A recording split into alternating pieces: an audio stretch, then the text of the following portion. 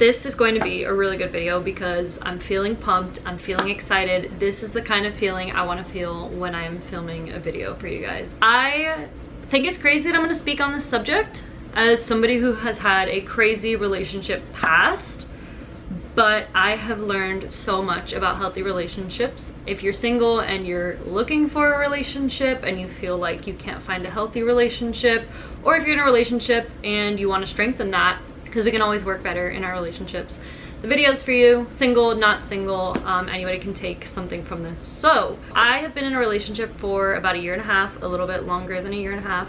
As with any relationship, it has its ups and downs, but I feel deep down that our relationship is very stable, very healthy, very mature, and I've never had that before. So I really reflect on everything from my past and what I'm in right now and other healthy relationships around me, and have compiled 3 things that I feel like are essential when being in a relationship or looking for a relationship.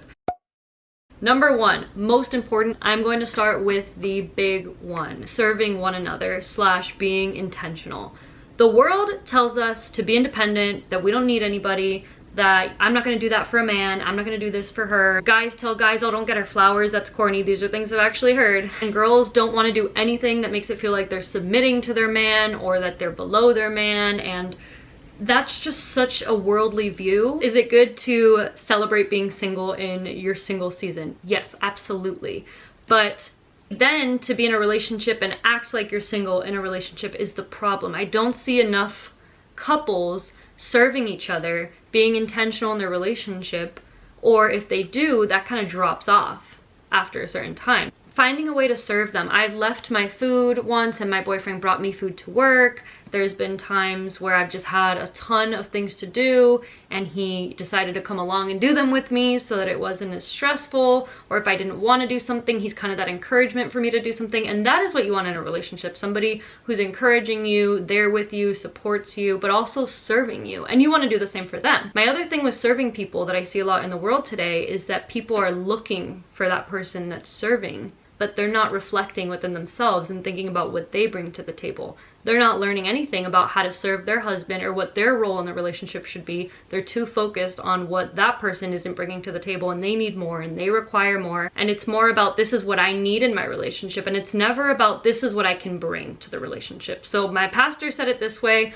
stop focusing on finding the one and start focusing on becoming the one. You might have learned how to be a great single person, but have you learned how to be great in a relationship? That is something that's been so positive in my relationship, is how 1.5 years later we still serve each other without having to ask each other to do things for us. We just want to take things off each other's plates and we want to make life more enjoyable for each other. So I truly believe that is so important. And when your partner does serve you without you having to ask, and even if you do have to ask, if he serves you, if she serves you, be sure to show appreciation. Thank them. I will text my boyfriend, thank you so much for bringing me food today, that was really sweet. Or, you know, thank you so much for taking care of my to-do list. That really relieved a lot of my stress. Like, thank you so much for taking this off my plate. Things like that. Telling them that they're a big help, being encouraging, uplifting, and thankful. Like, those are things I just don't see enough anymore. Now I just see people complaining about their wives, complaining about their husbands, and comparing them to other relationships they see online. And we need to stop doing that and start serving.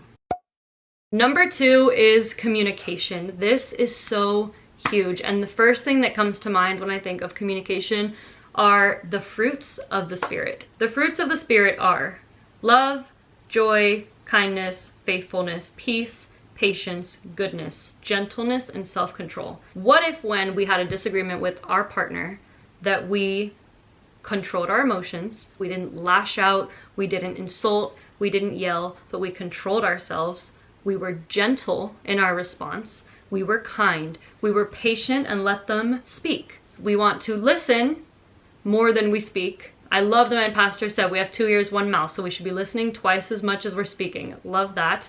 Be slow to anger. It says it all throughout the Bible to be quick to listen, slow to speak, slow to anger. You are going to have relationship issues. Everybody does. Even the happiest couples have their disagreements. There's no way you're going to agree on 100% of every single thing and one person not be frustrated with something that the other person didn't see any issue. And a lot of the times it'll just be a miscommunication. If you're with somebody who's purposely trying to push your buttons, because I've been there, you're not in the right relationship. You want to be with somebody who knows what pushes your buttons and maybe doesn't do those things, or just somebody who's really understanding. And I feel like in the relationship I'm in now, this is an area I needed to learn a lot on and my partner thrives in. Ephesians chapter 4 literally says, do not go to bed angry. And that's something we hear a lot, like, don't go to bed upset. And that is something that the Bible affirms. Do not go to bed upset. If you have an issue in a relationship, don't just go to sleep and put it off to the next day. Get to the root of the problem. Sometimes you don't want to figure it out right then and there and you need your space, but if one of you is like that where you want your space and the other one is more about resolving it right away, I definitely push more towards communicating as soon as you can. You know, get your thoughts together, maybe take 10-15 minutes, but don't take a day. Don't go to sleep and wait till the next day. Like, you know, take your breather, pray, do what you need to do, take it to the Lord, and then talk to your partner with respect and with the fruits of the Spirit. But of course, then if you're single and you are starting to date, same thing. Don't start going into it gossiping and being a negative person. The power of the tongue is insane. So definitely if you're dating, be a positive person. Utilize the fruits of the Spirit in your communication and you'll have a light about you and you'll radiate positivity, and that will attract the right kind of people. This one is about like values and character, right? You want to make sure that your values are aligned. This is something I've struggled with in a lot of relationships that I've been in. I didn't prioritize my faith, number one, up front.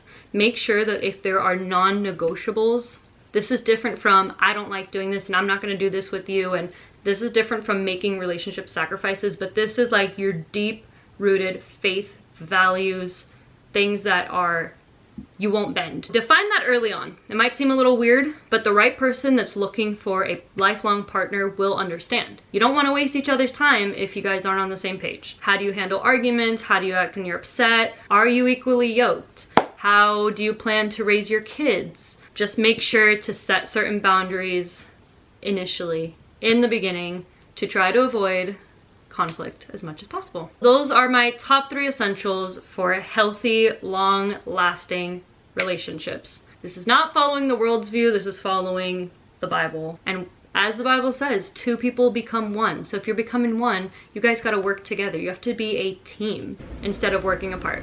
Am I right? Anyway guys, that is all for today. If you liked this video, don't forget to subscribe down below. I have other topics such as my testimony, modesty, hustle culture, gym culture, lots of sit downs like this if that's your kind of thing, and I also mix in some vlogs and simple live-in type stuff. So if you're interested in any of that, definitely subscribe, and I'll see you in my next video. Bye.